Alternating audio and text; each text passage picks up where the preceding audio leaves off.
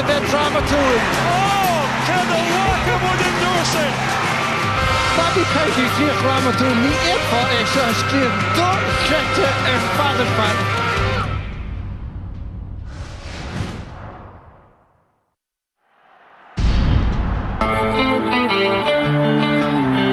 Tá dim líonna caite cumann Peil Gael na mBan agus TG ceithre bortíoch craolta agus áireachta lena chéile. Chuna seo chéúra camuid súil siar sa gláirse na clufií, na scéalta agus na fórne tháinig chun cín sa tréimhse sin.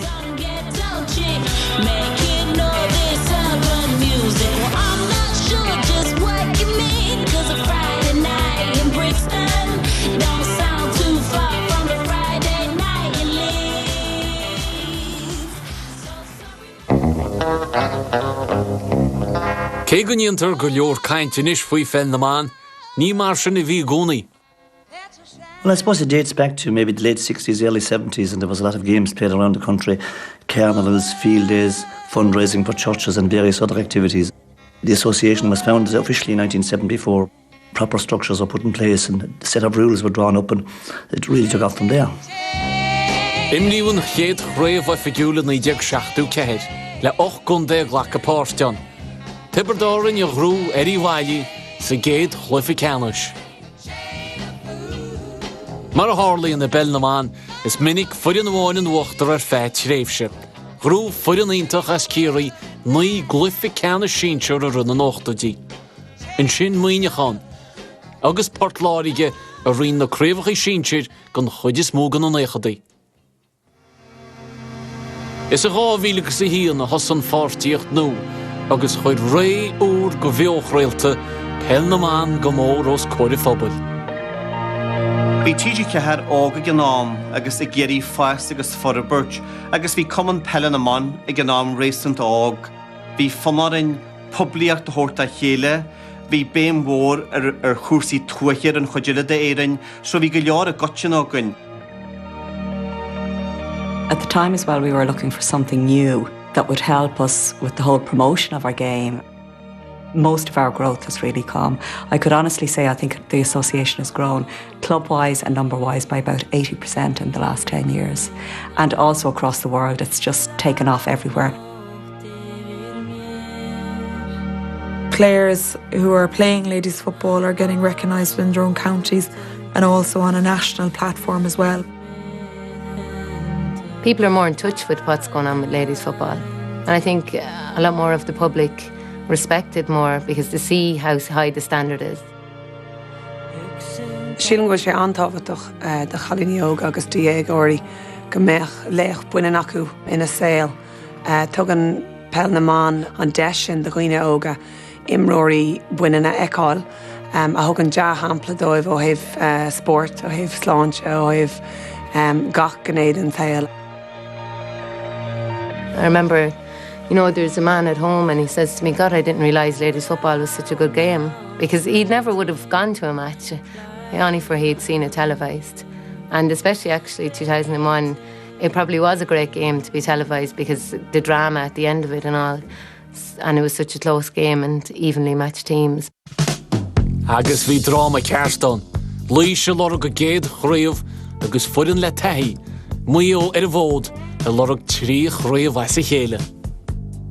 We were very young and we were going back for 3 in a row. There was a lot of factors coming into play then as well as to how to deal with that weight of expectation.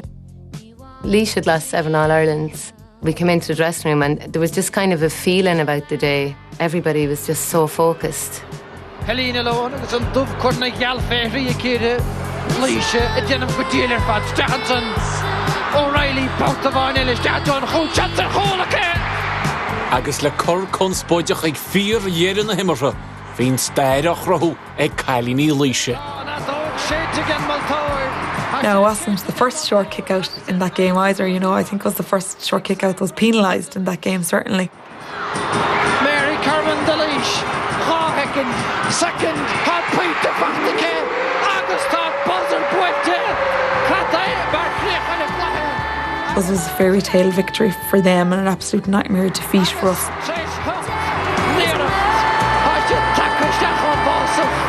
It's funny really because Goggy was the manager that year and he's since passed away. Our selector, Mary Ramsbottom, has passed away and our full forward, Lulu Carl, has passed away. So, you know, I've many fond memories of that year, really. Even if we never win one again, I just will never forget that one. We just celebrated for a couple of months after. It was a great day. Ach níor a deireadh le mayo, tháinig siad ar ais an bhliain dar gcéan in naidhhuineachán.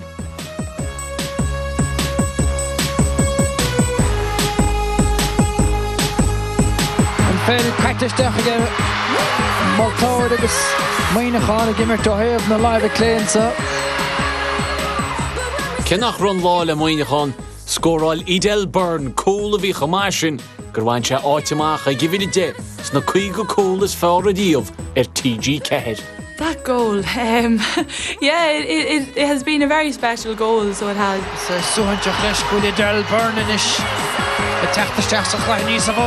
I just saw this space and I just kept going and the space kept opening up for me and I just kept going and well, I had to do something, so I had to shoot, so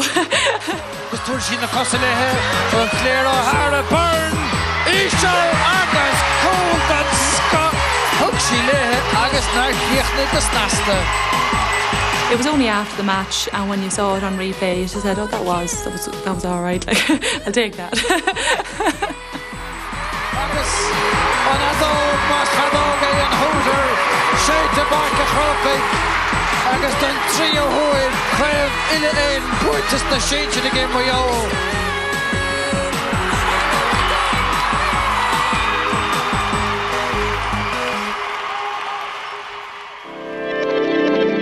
Ó clia bhain áiteamach sa gluficeanna sin rábhílig sa trí, chun dúchán bhuí ó thuairt.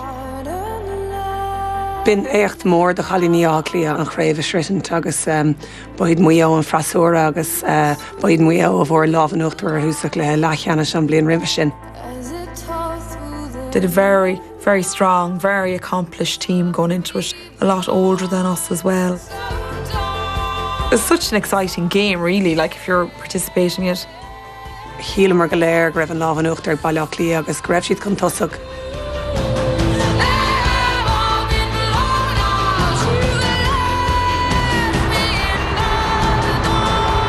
Fachta, Gemma Fay agus iste buinte a dom hóin agus Gemma Fay treisiad a chorchan céin. And then at the end, Claire O'Hara it was our wing back, went on a fantastic run up the pitch, went straight down the middle. Claire O'Hara had og shit again Maltord. And Cora lobbed it in. And Diane was in there, got it, turned, and the top corner, and that was it.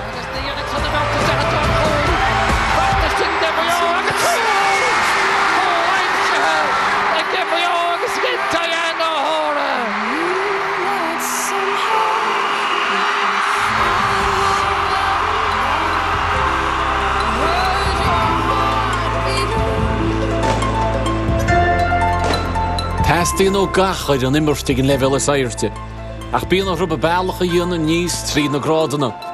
Buad gaile a runne gomáag ó Pein na de tháinig siad 3 grád na sóisiir in rábhílig sa dó. What a ratchet Annette Clark.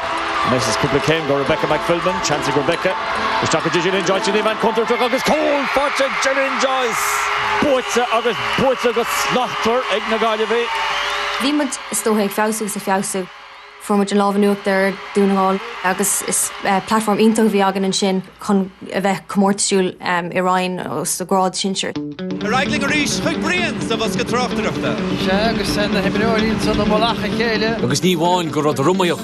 Os bun siad an obair a bhí gaíonach na bhhain idir áiteamach sa chluficeanna sinseir dír a chábhlíon in na dhéir sin. McCormack Crow a long 5 to the Anne-Marie McDonough agus tá chéad scór. Fachtaige McCormack Banna mar 3 cílige Blackley. Sílan Graham mar 6 cholíní chun tosach taréis feith nu feith chuig nóméid agus bhí gachar ag dul go maith. Angie McAnally nishin Anna Gearer fadach tá scór don sco. Fachtaige Banna Vílar Parkin déir pacte. Sa dara lá bhí mud is do ideal clé bhí an ideal dar le. Tháinig mud amach agus just cuiinem fuair an eclar coolíntaach. Faoin am go bhfuair siad an tríú cool is tócha bhí 8 na ní nóid fáca ar an glog agus bhí an immert ar fad le gáileh.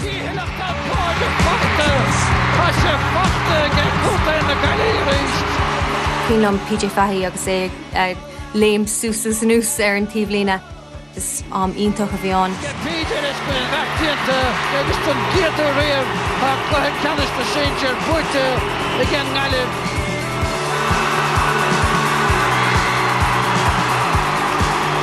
Nowadays in Croke Park on All-Ireland final day, you have a junior championship, intermediate championship and senior championship. But with relegation now and promotion, it means that the perceived weakest team in the group is always going down. There's another team coming up. So there's always an incentive to play and there's always an incentive to succeed. For every county, no matter what the grade is, the junior is just as important as the senior and the same for the intermediate. It's their All-Ireland final day. Sin an last first of bbliain, like, you know, ma éiríonn net bheith páirte gón. Ag teistil ar an moscadaíon cléthe agus na Gardaí os córan bus amach na seomraí festis. Gach éigean ar a bhíseach ach ag an céanna ar bhealach bheith hinaon átail, you know. Tá sé dechar ag gur a bhuclach. Is leúntacha. Agus an bhá sétín seo agus an céile tosaí. Agus clufa canis seoir na man, brúte ag London. Tá chríomh idir bhealach buite ag an glár. Agus an druidim le lár na tréimhse bhí fuidir nua teacht ar a bhód, agus ré ór go eile ag tí tosnú.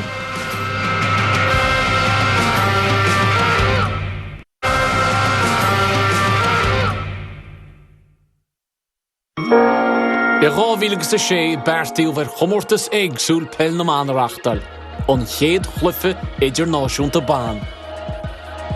The great thing about the sponsorship with TG Cahir and Ladies Football was we were able to look at different opportunities that might arise.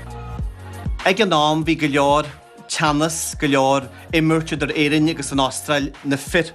Agus bhí meidir chuna ceiste gcónaí ceart fhí chaide na mBan an ro mrán na héireann chomáid nó ní sfér, nó ní smasa, nó a Gaelic Codex in Austrail. None of us really knew how it would work out, but I think what it did show was the skill level that our Irish players had.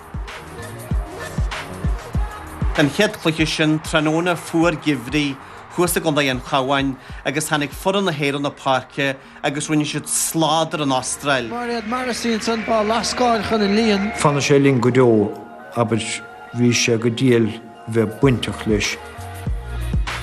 Agus an tahananta sa thug sé as na himleoirí agus an sás bh fuair an grúp himleoirí san as gansaí na héireann a chahabh sa dáchlathe son.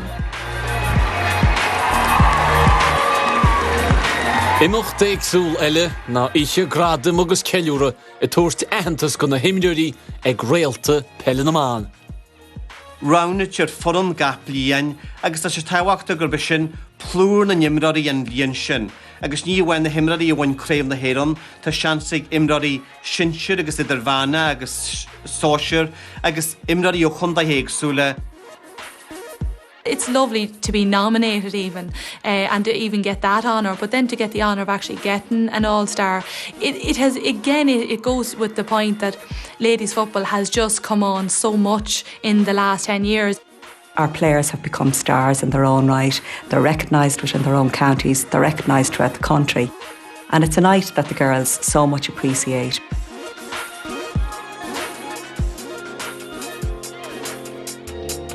I 2005 tháinig fuireann nuachan tosa ina géad chluife ceanna sínsir, fuireann gur an túfás grúteachab faoi ís. Calmud Janai Corcaig iglithe ceannis na sreathe, so bhíos agan go mé sé dachar an lábhanúachtar all orthú. Cuinnlam ribh an cléthe sin, bhí mar an in ar bhíseach. I suppose it was all new to us, you know, the crowd, we weren't really used to playing in a place where you couldn't really hear each other calling, and that was quite daunting. As je het vechte, dat is meisje, of wachtmanje, je de techten zo, het ziel is varken groken, er is Juliet Murphy mag, sterk niemand keilig de brogen banen, en we willen weg to get the ball target in a toes Ashlinger the Hartwig. Clé ionta go bhíán agus ní rá cúpla punt idir na fórna. Marcadí Fahy Úpó agus tá bhachtíon tar ríist in aine an berte bheith tíb gan níor Fahy an tarna peinte fachtón imirtce. Nis Deirdre O'Reilly the Hartwig Cuisce metíh bháin ní yes a si bhad an gól mátá ní henaile tá máinte ar se drastáin agus cailíní Hartwig chun céine ríist. Ach an sin Derry le Valerie Kicéircha choristeach san Engel. Céiricha the Hartwig gan éandát Calístianta gar Ruth Stevens. Peinte Cineónach suiste go tuchlathe mar chúlbáir a hábháil sí kictíó seo húna gáil ní hábhála sí seo ná Peil ar Valerie Mulcahy. Agus seachta spátas nechatíantas a tannaigh Hartwig níl an banán buinte fás tá séis agus tá Corn Brendan Martin atá yes go Corcaigh Cuislí the Giadar riamh. In the finalist event, we didn't really know what to do, like, you know. It was fantastic out there. Níor tigiú an áma ach bhí ré nó Peile tosaithe. Eamon, I suppose, showed us the way to realise that we actually had potential with the group of players that were there in Cork. Is toch a go raibh gá drámón, drámháin a bhuaige lán faoi ís. Agus an sin bhí Shannon Dorion a bhí gimmart leis na blianta as nach ra bhíon rud bútacha. Agus cumaigh an tháinig an dádrón a chéine. Agus tá anna creúnta í dullas na Shannon Dori mar a thugamara mar bhí tioncarúnta go chuir na daoine hóga. You know? Agus ó hinine le tá úlhíonach fós. Agus iad a díana ráchraí a bhaise chéile in ráhílag sa sé, buiad buiteirí sóisiir na blian ribhe ardhacha a heas rúmpa.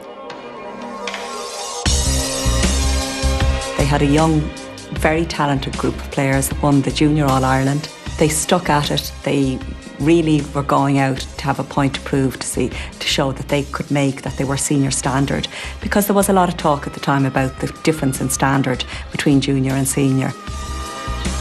They got to Croke Park, nobody gave them a chance on the day, and I think they came so close.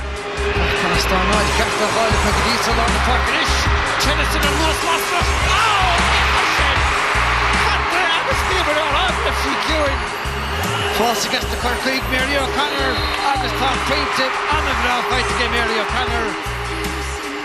Morach go bhór na lí ó cléirí cúlúntaach.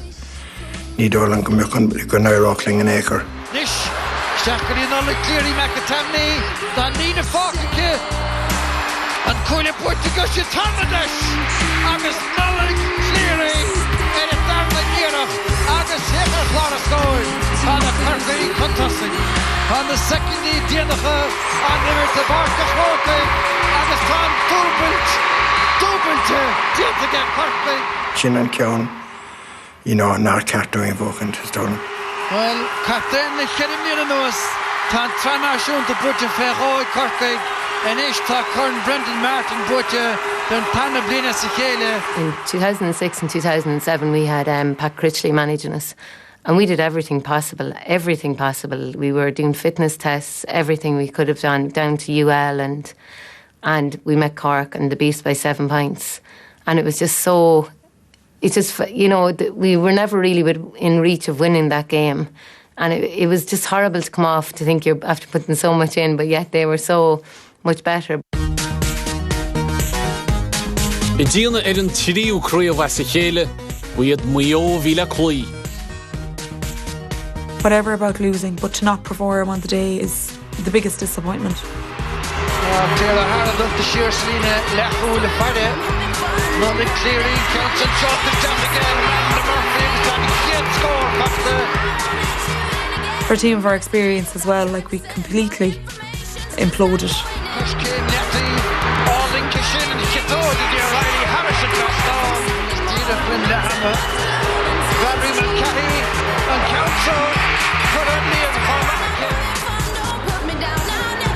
Trastenson and the Cheshire goal to get Valerie Mulcahy. Pass out to get Laura McMahon. Shagan top Corn Brendan Martin Doloyas Cushley the 3 of Blian Agus a ráhíle agus a hocht, buiad muoine chun a cholamach.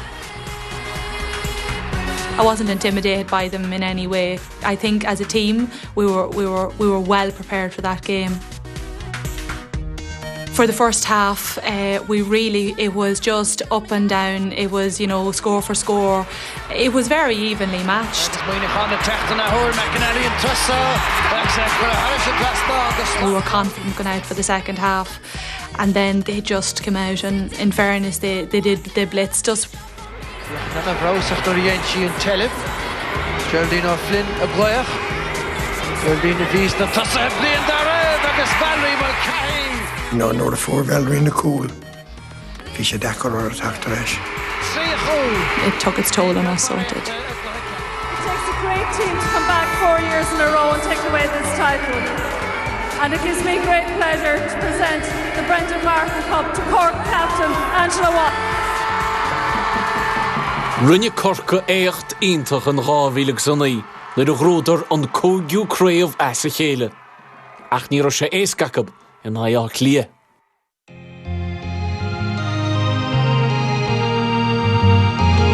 Tá annach chuid obair á dhéanamh Laochra leis na fórna faoi ís agus táimeadh feicáil an turas sin inis tána cailíní sin ag teach chun tosag ag leibhéil sínsreach. So you think I'm alone? Mary Nevin Illigir ni Hema Leveria Kadeumarsa again back here. What to get Amy Kadeumar score. Och no mer on vedog derig. Vidar Colleen nu go contossig. Hashe Kinish. Pakistan pre-time to Helish. From back here. Hamash contossig. Cat morna go of derily. Den Devlin. Agus ni Roman nan en rodi en vi gakro trill to going. Akanchin. Han in him rodi contossig. Force again Maria. There was Tashi Gafishka. Shots again Maria. Kelly. On the back distance to get Kelly O'Hanshich and Park. Valerie Mulcahy checked last year. The Valerie Nishikito. Pre-tip on the Yassifa. Agus tá Evan Ryan and Kelly O'Hanshich. Tá an Adog and Bonan Peilbe Shete. Hashe Portugal the Corcaig. Tá Cúrgu Canas a Chéile. Portugal. Gashka O'Hanshich. They brought such a high standard and skill level to the All-Irelands that it made other teams aspire and work towards getting to that level. And I think it very much raised the bar of the standard that was required to win a senior All-Ireland. Agus ag deireadh na déimlíonna bu dá clia agus tíróin a bhí glufií canis na sínsir in ráhíle agus a dé. Agus a dá chumde thóir Horan Brendan Martin den géadúir I riamh. I think the fact that Cork were beaten in the quarterfinals, that threw the championship wide open. It has shown the work that is going on in other counties. Dublin eventually getting the breakthrough, and I think they had a performance that was just sheer perfection on the day. Gumach and Keane and Kayla Corrick agus Gafalashtig to Ganyafishach. Shots are Vardig a Hearn. Obsession rolling clear Father Hearn. Hail the Coig Estonium Nishike. La clear. Curry in it na Hayden. And Ben Hinch and the man. Jerry McGill. And there's a lot of Vanish Dichter. And Sarge up the end of the con. Tréimh sin déimlíonna glórhúr go fel na man. Trá leagú caidan áirt úr. Ágan schuilúine. Et nú leis na blianta tal le teach.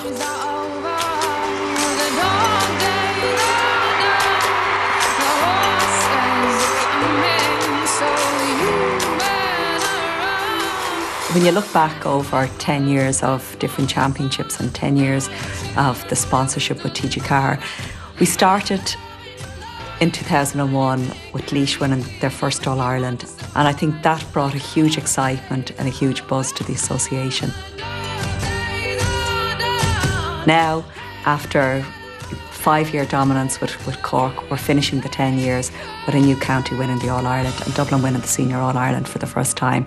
And already people are talking about next year, because it just means people feel that there is a chance out there, that if they look at what the Dublins and the Corks have done in recent years, if they look at the work they've put in, that it can be their day too.